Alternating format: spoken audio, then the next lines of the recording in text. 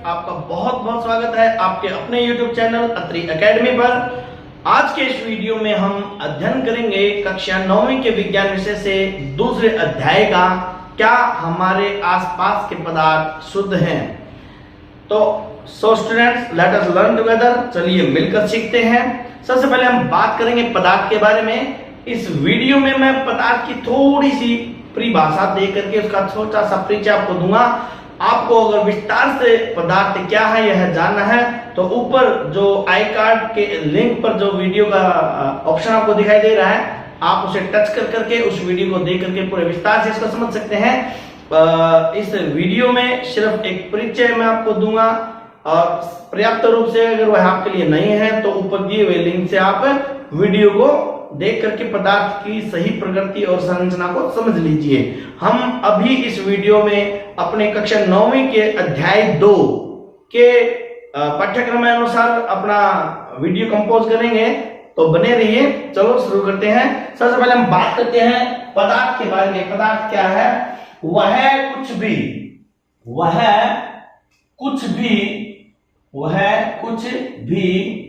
जो स्थान घेरता है,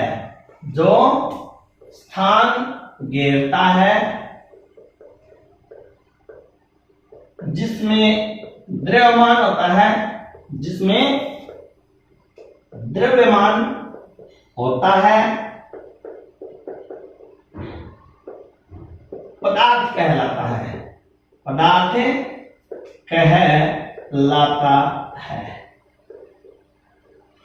यानी एक दो, अगर हम इसके परिभाषा की बात करें तो जो दो शर्तें हैं, पहली शर्त क्या है? स्थान घेरना, ऑक्यूपाई स्पेस, और दूसरा है द्रव्यमान। अगर कोई भी ऐसी चीज है जिसमें ये दोनों चीजें दोनों शर्त पूरी करते हैं तो वह चीज क्या कहलाएगी? पदार्थ। Anything which occupies space and has mass is called matter, यानी पदार्थ। पदार्थ को इंग्लिश में क्या बोलते हैं? मैटर। ठीक है। अब हम बात करते हैं कि ये जो मैटर है ना, ये जो पदार्थ है, पदार्थ का जो सूक्ष्मतम, पदार्थ के जो सूक्ष्मतम, तम का मतलब होता है सुपरलेटिव डिग्री आएगी। सूक्ष्मतम जो कण है वो है अपने तीन मुख्य हैं। इलेक्ट्रॉन, दूसरा है आपका प्रोटॉन, और तीसरा है आपका न्यूट्रॉन। ये सूक्ष्मतम कण है। इलेक्ट्रॉन एक ऋणात्मक कण है, और प्रोटॉन क्या है? एक धनात्मक कण है, और न्यूट्रॉन क्या है? ये एक उदासीन कण है। यहां इसका मतलब क्या था? ये बात हम कर रहे हैं आवेश के आधार पर। ठीक है, मैं समझाने के लिए बता देता हूं। जिस प्रकार विद्युत उपकरणों में आपने देखा है, एक विद्युत बैटरी है या विद्युत सेल आपने देखा होगा, घरों में बहुत सामान्य है। उसके दो सिरे होते हैं, एक सिरे के ऊपर जो है प्लस का निशान रहता है, वो हो गया धनात्मक सिरा, और दूसरे के ऊपर ऋण का निशान रहता है, वो हो गया ऋणात्मक सिरा। यानी आवेश दो प्रकार के होते हैं, धनावेश और ऋण आवेश। तो जो इलेक्ट्रॉन है, जो पदार्थ का सबसे सूक्ष्मतम कण है, वह क्या है? इलेक्ट्रॉन है। दूसरा, ये तीन है ये। ठीक है, इनकी विज्ञानी तुलना करें तो बहुत विस्तार से मैं इसको समझने की जरूरत नहीं है, सत्तर पे ये बड़ी कक्षा का विषय है। ये जो सूक्ष्मतम कण है ये हमारे इलेक्ट्रॉन, प्रोटॉन, न्यूट्रॉन है। लेकिन अगर हम बात करते हैं पदार्थ की रचनात्मक और क्रियात्मक इकाई, यानी जो पदार्थ है, पदार्थ की रचनात्मक और क्रियात्मक जो इकाई है, रचनात्मक और क्रियात्मक इकाई है, वह क्या है? परमाणु। यानी रचनात्मक से और क्रियात्मक से भी क्या है? जो पदार्थ के गुण धर्म है, चाहे वो भौतिक गुण धर्म है या वो उसके रासायनिक गुण धर्म है, ये गुण धर्म जो निर्धारित होते हैं किसी भी पदार्थ के, वो निर्धारित होते हैं उसके परमाणुओं के कारण, उसके परमाणु कण। तो इस प्रकार से हम ये कह सकते हैं जो पदार्थ का सबसे सूक्ष्म कण है, मैंने सूक्ष्मतम नहीं कहा, यहाँ पे देखिए विचार कीजिए सूक्ष्मतम। तो इस प्रकार से हम क्या कर सकते हैं? अगर हम बात करें तो परमाणु की, तो परमाणु को हम परिभाषित करते हैं। परमाणु क्या है? पदार्थ का सूक्ष्मतम कण है, पदार्थ का सूक्ष्म कण है, जिसके कारण पदार्थ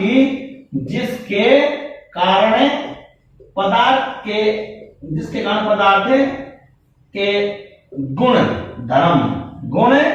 धर्म निश्चित होते हैं, गुण धर्म निश्चित होते हैं। यानी जो पदार्थ हैं वो विभिन्न प्रकार के पदार्थ, सजीव पदार्थ, निर्जीव पदार्थ, ये जितने भी पदार्थ हमारे चारों तरफ हैं उन सब के भौतिक गुण, उनके रासायनिक गुण या जितने भी गुण धर्म हैं वो सब भिन्न भिन्न हैं। और ये जो भिन्नता है ये उनके भी जो परमाणु है उन परमाणुओं के कारण है। ठीक है, यानी अगर ये रचनात्मक और क्रियात्मक इकाई की बात आए तो पदार्थ की रचनात्मक और क्रियात्मक इकाई क्या है? परमाणु। तो इसलिए परमाणु क्या पदार्थ क्या सूक्ष्म कण है। यहां रखिए मैंने लिखा सूक्ष्म कण है जिसके कारण पदार्थ के गुण धर्म निर्धारित होते हैं। यही है जो गुण धर्म को निर्धारित करता है। और सूक्ष्मतम कण जो होते हैं वो इलेक्ट्रॉन, प्रोटॉन और न्यूट्रॉन। फिर मैंने इनका जिक्र क्यों नहीं किया? इलेक्ट्रॉन, प्रोटॉन और न्यूट्रॉन ये सब मिल करके किसका निर्माण करते हैं? परमाणु का। ये किसका निर्माण करते हैं? परमाणु का। किस प्रकार करते हैं? मैंने जो पहले वीडियो में जिक्र किया था उसको आप जरूर देखिए, समय निकाल के आपको बहुत अच्छे से समझ में आएगा कि किस प्रकार वो करते हैं, उसको समझ लीजिएगा। इलेक्ट्रॉन, प्रोटॉन और जो न्यूट्रॉन है, ये पिछले अध्याय का वीडियो है वो पदार्थ, ठीक है, उसको देखिए। इलेक्ट्रॉन, प्रोटॉन और न्यूट्रॉन से क्या बनता है? परमाणु। ठीक है, और परमाणु अगर सारे परमाणु इकट्ठे होते हैं, एक समान परमाणु है,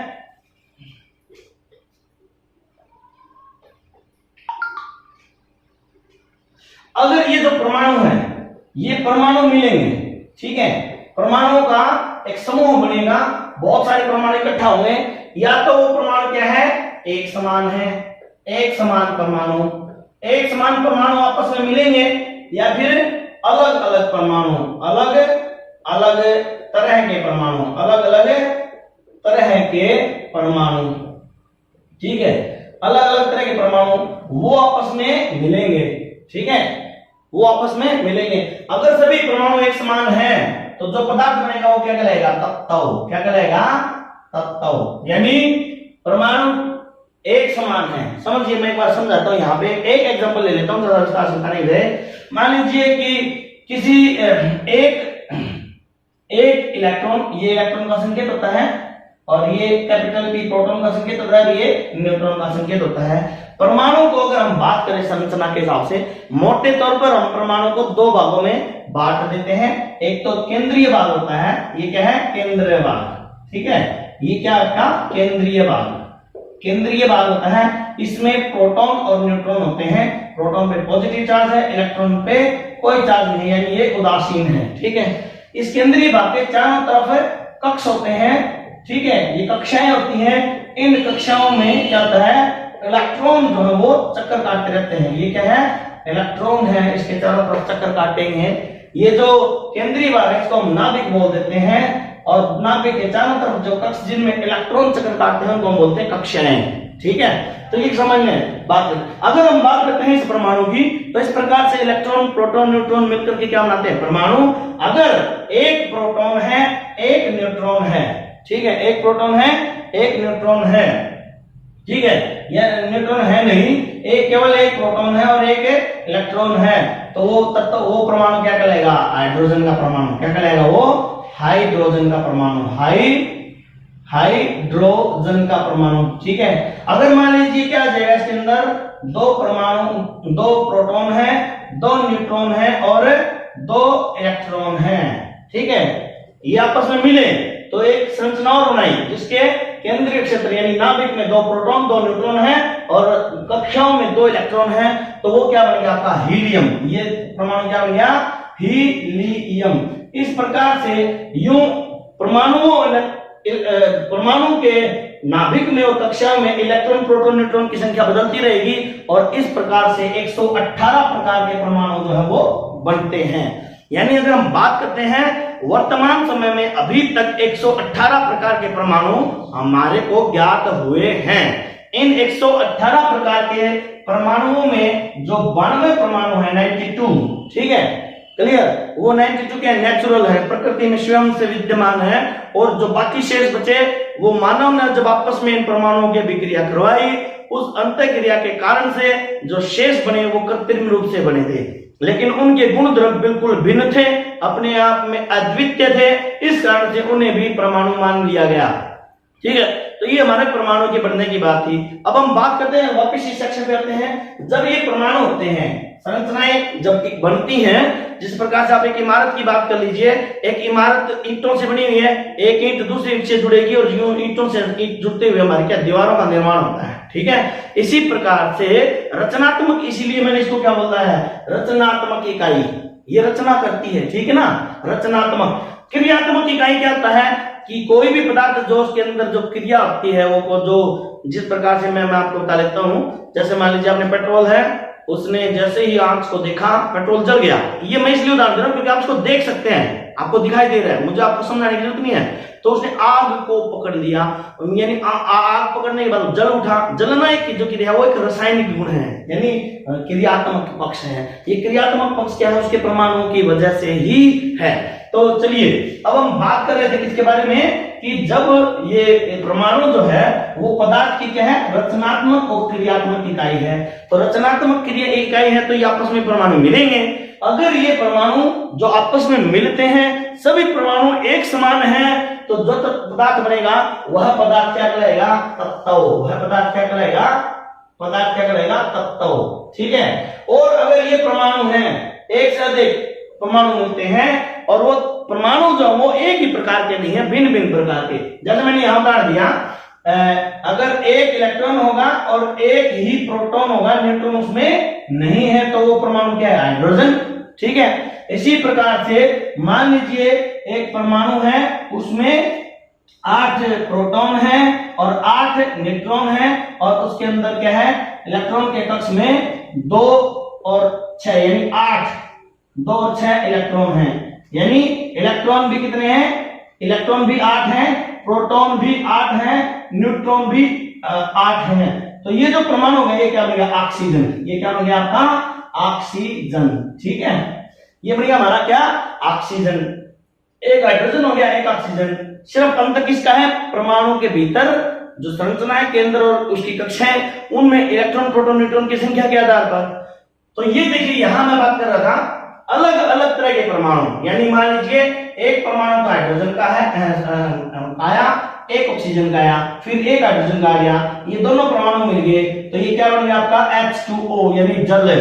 ठीक है, यानी जब अलग अलग तरह के परमाणु, ठीक है, एक निश्चित अनुपात में मिलते हैं, एक निश्चित अनुपात में मिलते हैं, निश्चित अनुपात में मिलते हैं। ठीक है, अनुपात में मिलते हैं तो क्या बनता है, यौगिक। क्या बनता है आपका, यौगिक। ठीक है, ये बढ़िया हमारे। तो जल, ये H2O एक अनुपात निश्चित है, इसमें हाइड्रोजन कितने होंगे, हमेशा 2, और ऑक्सीजन जो होगा वो 1 होगा। ठीक है, ये एक अनुपात निश्चित है। जल को किसी भी प्रकार से बना लिया जाए, ठीक है, वो जल बरसात से बनने वाला जल है, यानी जल बनता नहीं है। कोई भी पदार्थ जो है ना तो बनता है ना वो नष्ट होता है, पदार्थ केवल अपने रूप को बदलता रहता है। ये बड़ी आपको आने वाले जो चैप्टर है उनमें हम इसको समझाएंगे आपको। ठीक है, लेकिन इस बात को जो समझना है हमने वो ये समझना है कि जब परमाणु एक समान होते हैं, जितने भी परमाणु हैं वो सारे एक समान हैं, तो उनसे जो बनने वाला पदार्थ वो क्या होता है, तत्व। यानी तत्व की परिभाषा देखें तो हम क्या कहते हैं, तत्व पदार्थ का सरलतम, पदार्थ का सरलतम रूप है, सरलतम रूप है जो केवल एक ही प्रकार के परमाणुओं से मिलकर बना है, एक ही प्रकार के परमाणुओं से मिलकर बना है। ठीक है, तो ये क्या है हमारा परमाणु का सरलतम रूप जो केवल एक ही प्रकार के परमाणुओं से मिलकर बना है, उसे तत्व कहते हैं, उसे तत्व कहते हैं। ठीक है, क्लियर। यानी अभी मैंने बताया कि अलग अलग जो परमाणु हैं वो कितने प्रकार के हुए, 118। तो इसका मतलब क्या है, तत्व भी 118 प्रकार के हुए। ठीक है, जैसे मैं उदाहरण समझाता हूं, ये हाइड्रोजन का जो परमाणु है उसका संकेत होता है H। ठीक है, जिस प्रकार से छात्रों की कक्षाओं में हम अध्यापक जो है रोल नंबर निर्धारित कर देते हैं, रोल नंबर 1, रोल नंबर 2, ठीक उसी प्रकार से अगर हम मान लीजिए केमिस्ट्री में, रसायन विज्ञान में जो तत्व हैं उनके संकेत होते हैं। हाइड्रोजन का संकेत क्या है? H, और हीलियम का कितना है आपका? He, ठीक है। और ऑक्सीजन का क्या है? O, नाइट्रोजन का क्या है? N, और फ्लोरीन का क्या है आपका? फ्लोरीन का है आपका F। यानी सारे हाइड्रोजन इकट्ठे हो जाएंगे तो ये क्या बन जाएगा? हाइड्रोजन तत्व। ये क्या हो जाएगा? हाइड्रोजन तत्व। और सारे के सारे हीलियम के परमाणु हैं, दूसरा कोई परमाणु नहीं है, तो ये तत्व क्या बन गया? हीलियम। ये क्या बन गया आपका? हीलियम। सारे के सारे परमाणु ऑक्सीजन के हैं, तो कौन सा तत्व बन गया? ऑक्सीजन तत्व। ठीक है, तो ये होता है हमारा तत्व। ठीक है, तत्व पदार्थ का सबसे सरलतम रूप है जो केवल एक ही प्रकार के परमाणुओं से मिलकर के बना है। ठीक है, अब हम बात करते हैं यौगिक के बारे में। ठीक है, यौगिक क्या होता है? जब अलग अलग प्रकार के परमाणु एक निश्चित अनुपात में मिलते हैं तो वो जो पदार्थ बनता है उसे हम यौगिक कहते हैं। जैसे दो हाइड्रोजन के परमाणु हमेशा जब एक ऑक्सीजन के परमाणु से मिलते हैं तो H2O। ठीक है, तो जो यौगिक होगा उसका भी सूत्र होता है। जिस प्रकार से मैंने बताया है कि जो तत्व है उस तत्व का संकेत होता है, उसी प्रकार से जो यौगिक बनता है उस यौगिक का भी एक सूत्र होता है। जैसे जल का जो सूत्र है वो H2O है। ठीक है, और अगर हम बात करें जैसे कार्बन, हमने कोयले को जलाया, कार्बन कोयला और ऑक्सीजन के साथ मिल गया, ये क्या बन गया? CO2। ये CO2 क्या है? ये एक यौगिक है। यानी यौगिक, योग का मतलब क्या होता है? जुड़ना, मिलना। यहां पर योग हुआ है दो प्रकार के परमाणुओं का। एक परमाणु C, यानी C का मतलब क्या होता है? कार्बन। ठीक है, और दूसरा परमाणु क्या है? O का मतलब क्या है? ऑक्सीजन। ये ऑक्सीजन जो है ऑक्सीजन तत्व का संकेत हो गया, और C क्या है? कार्बन तत्व का संकेत हुआ। जब दो ऑक्सीजन के परमाणु और एक कार्बन का परमाणु मिलता है तो CO2 का निर्माण होता है। ये CO2 क्या है? एक यौगिक है। तो इस प्रकार से अगर हम बात करते हैं पदार्थ के बारे में, तो पदार्थ जो है वह एक कोई भी वस्तु जो एनीथिंग, कुछ भी जो स्थान घेरता है और जिसमें भार होता है उसे हम पदार्थ कहते हैं। पदार्थ का सबसे सरलतम जो रूप है वह क्या है? तत्व, जो केवल एक प्रकार के परमाणु से बना होता है। और पदार्थ का जो दूसरा रूप है वह है यौगिक। ठीक है, अब हम बात करते हैं ये कि क्या हमारे आसपास के पदार्थ हैं शुद्ध हैं? क्या हमारे आसपास के पदार्थ शुद्ध हैं? वेट, अब हम बात करते हैं कि पदार्थ के, अब हमने जितना पढ़ा है उससे दो बातें हमारे को क्लियर होगी कि जो पदार्थ है उस पदार्थ के जो कण होते हैं वो दो प्रकार के होते हैं। एक तो कण होता है परमाणु और दूसरा कण होता है अणु। परमाणु को हम अंग्रेजी में बोलते हैं एटम, ATOM, और अणु को हम अंग्रेजी में बोलते हैं मॉलिक्यूल। ठीक है, परमाणु जो होता है एक जैसे परमाणु, जैसे हाइड्रोजन का परमाणु, ऑक्सीजन का परमाणु और ये कार्बन का परमाणु, जब एक ही जैसे परमाणु आपस में मिलते हैं तो जो चीज बनती है, जो पदार्थ बनता है वो क्या होता है? तत्व। वो क्या होता है? तत्व। और अणु जो होते हैं, अणु यानी अलग अलग प्रकार के जो परमाणु हैं एक निश्चित अनुपात में मिलकर के जो सूक्ष्म कण बनाते हैं। ठीक है, वो सूक्ष्म कण क्या कहलाता है? अणु। यानी ये एक हाइड्रोजन है और ये दूसरा हाइड्रोजन है और ये है ऑक्सीजन। ये दूसरा हाइड्रोजन है और ये क्या है आपका? ऑक्सीजन। ठीक है, तो ये दोनों आपस में ये मिलेंगे, मिल जाने के बाद में ये आपका बन गया आपका हाइड्रोजन, और ये मिल गया हाइड्रोजन और ये हो गया ऑक्सीजन। यानी OH और H, इनके बीच में बंधन बन जाएंगे, आबंध बन जाएंगे। ये क्या बन गया? ये है जल का अणु। ये क्या है? जल का अणु। जब बहुत सारे अणु इकट्ठे होते हैं तो उसको क्या बोलते हैं? यौगिक। क्या होते हैं? यौगिक। यानी अणु में दिखाई नहीं देते, परमाणु में दिखाई नहीं देते, हमें दिखाई क्या देता है? परमाणुओं का समूह, अणुओं का समूह। परमाणुओं का जो समूह वो क्या है? तत्व। हम लोहे को देखते हैं, सोना, चांदी, तांबा, ये सब क्या है? तत्व हैं। फिर देखिए हम जल को भी देख पाते हैं। जल सूक्ष्म कणों से बनाता है। जो जल के सूक्ष्म कण हैं वो क्या? अणु है, मॉलिक्यूल हैं, और जो जल है वह क्या है? यौगिक। ठीक है, तो यानी पदार्थ के, अब हम बात करते हैं कि पदार्थ शुद्ध है या अशुद्ध है। अब यहां बात समझ में आती है कि शुद्ध और अशुद्ध से क्या अभिप्राय है। यदि क्या पदार्थ, शुद्ध पदार्थ, क्या बताया मैंने आपको? शुद्ध पदार्थ है। शुद्ध पदार्थ से क्या अभिप्राय है? यदि पदार्थ यदि पदार्थ केवल एक समान कणों से मिलकर बना है, एक समान कणों से, कण कौन से हो सकते हैं? ये कण परमाणु भी हो सकते हैं और ये कण अणु भी हो सकते हैं। एक प्रकार के एक समान कणों से मिलकर बना है, तो इसे शुद्ध पदार्थ कहते हैं, शुद्ध पदार्थ कहते हैं। ठीक है, क्लियर? देखिए, शुद्ध पदार्थ का मतलब क्या है? प्योर। शुद्ध मतलब है प्योर मैटर। क्या मैटर प्योर है? ठीक है, क्या पदार्थ है? देखिए, मैं समझाने के लिए एक बात भी समझाता हूं। मान लीजिए ये क्या है? Fe। ये क्या है? Fe। F capital E small, ये लोहे के परमाणु का संकेत है। ये क्या है? लोहे का संकेत है।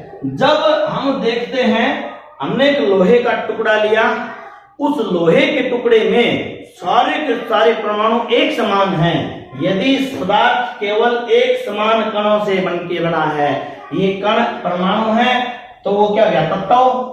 यानी क्या है? पदार्थ का जो शुद्ध रूप है वो क्या आ गया? तत्व।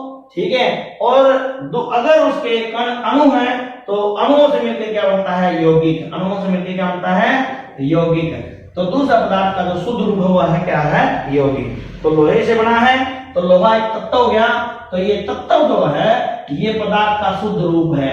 पदार्थ का शुद्ध रूप होता है, क्योंकि जो तत्व होते हैं वो केवल एक ही प्रकार के परमाणुओं से मिलकर के बने होते हैं। ठीक है, अब अगली बात आती है H2O, जल। ठीक है, ये जल का सूत्र है, रासायनिक सूत्र जल का क्या है? H2O। हम छोटी कक्षाओं से पढ़ना शुरू कर देते हैं। एक बर्तन में हमने जल लिया, शुद्ध जल।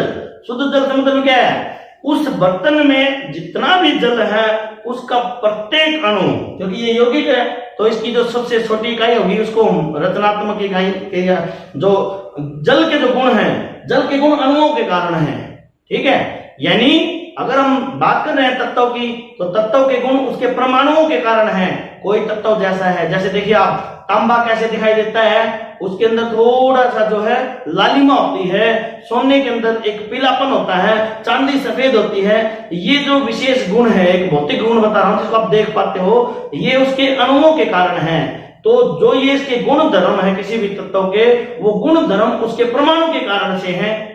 ठीक है, और इसी प्रकार से जो यौगिक है, किसी भी यौगिक के जो गुण धर्म होंगे वो उसके अणु के कारण से होंगे। तो ये जो जल के गुण हैं, ठीक है, जल का जैसे उदासीन स्वभाव है, यानी ये ना तो खट्टा है ना यह मीठा है। ठीक है, इसमें किसी भी प्रकार का कोई स्वाद नहीं है, ये रंगहीन है। ये सारे गुण किसकी वजह से हैं? H2O की इकाई की वजह से, यानी अणु।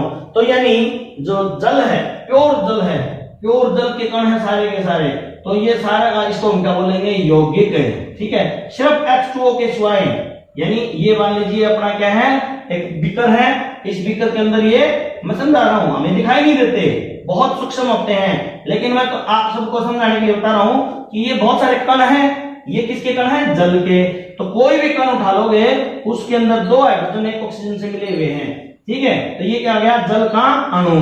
ठीक है, ये क्या आ गया? जल का अणु यानी मॉलिक्यूल। तो यौगिक जो है वो भी पदार्थ का शुद्ध रूप है, पदार्थ का शुद्ध रूप है। क्या है? पदार्थ का शुद्ध रूप। यानी यदि पदार्थ केवल एक समान कणों से बना है, क्योंकि यहां भी परिभाषा ये होगी। ठीक है, अब आप क्या करते हो? सुनो मेरी बात।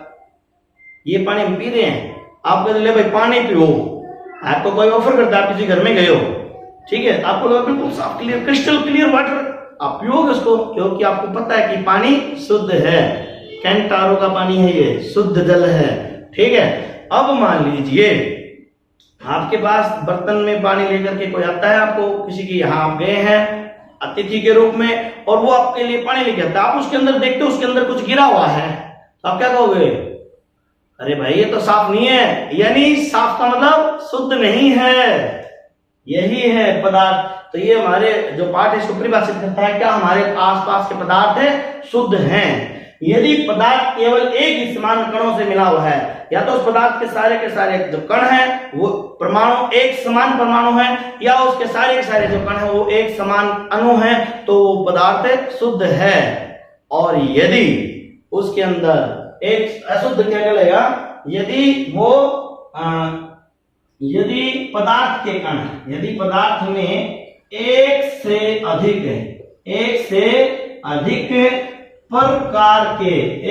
प्रकार के भिन्न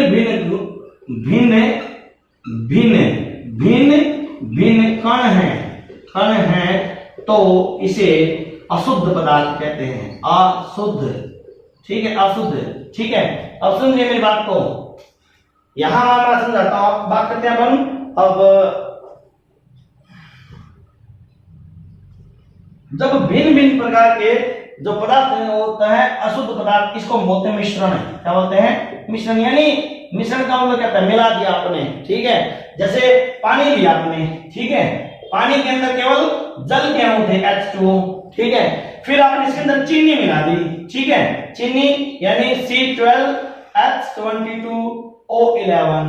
ठीक है, ये हमारे चीनी का सूत्र होता है ये। या फिर आपने इसके अंदर नमक मिला दिया, नमक का सूत्र होता है Na, N capital, A small, C capital और L स्मॉल, NaCl। ये आपने जल में डाल दिया, तो ये जो पदार्थ जल में है, अब इसमें एक समान कण नहीं है, देखिए ये एक चम्मच है, इस चम्मच में केवल क्या है? NaCl।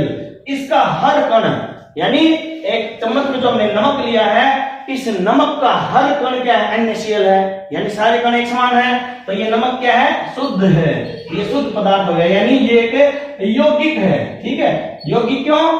जिसका सूत्र होगा वो यौगिक हो गया, यानी एक से अधिक परमाणुओं का समूह एक निश्चित अनुपात में। ठीक है, जैसे NaCl एक यौगिक हो गया।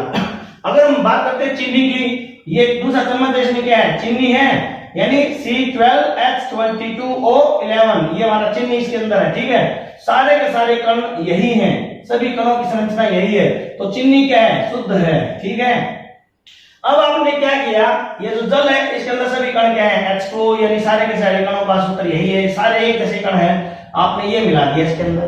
ठीक है, अब जो ये पदार्थ है ये शुद्ध नहीं है, ये शुद्ध पदार्थ नहीं कहलाएगा।